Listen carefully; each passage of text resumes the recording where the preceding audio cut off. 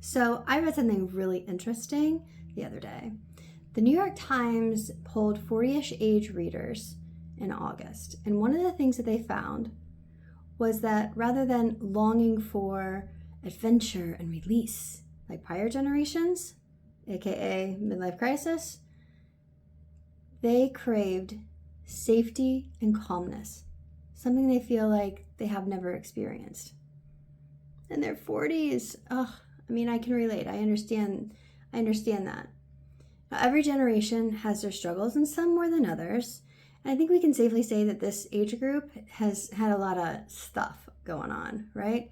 From the start of their career and before. The uncertainty and terror of 9/11, starting their careers at the beginning of the Great Recession, crippling student loan debt, wages that have not kept up with the cost of living, pandemic, inflation. The hits just keep coming. So it shouldn't really surprise anyone that 40-somethings feel like they've been in survival mode for the past 15 to 20 years.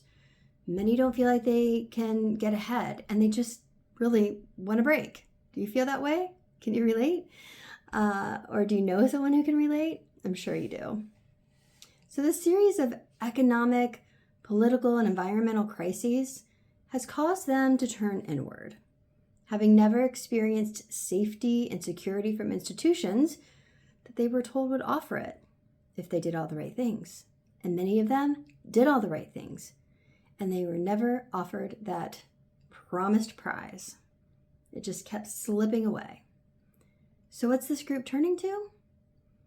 Themselves, and a focus on overall health and well-being, prioritizing mental, physical, emotional, and spiritual health to access those feelings they've long craved from external forces, the safety and the calmness.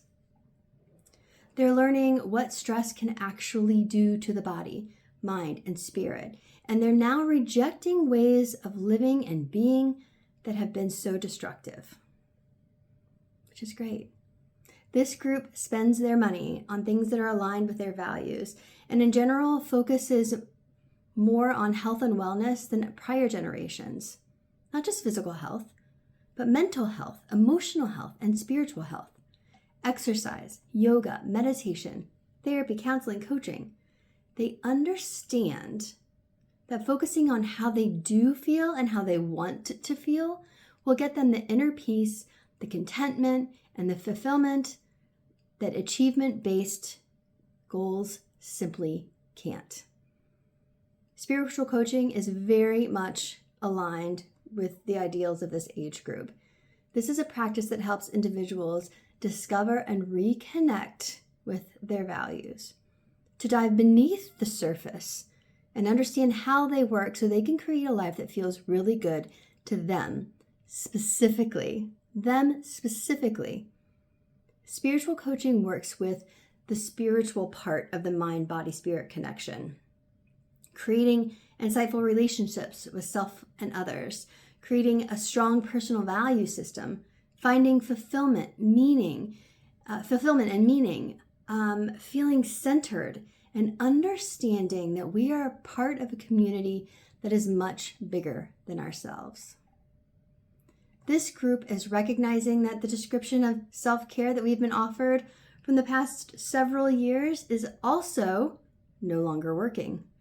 While pampering and pleasure are extremely important pieces of our lives, the act of honoring the self through mindful decision-making every day is actually true self-care.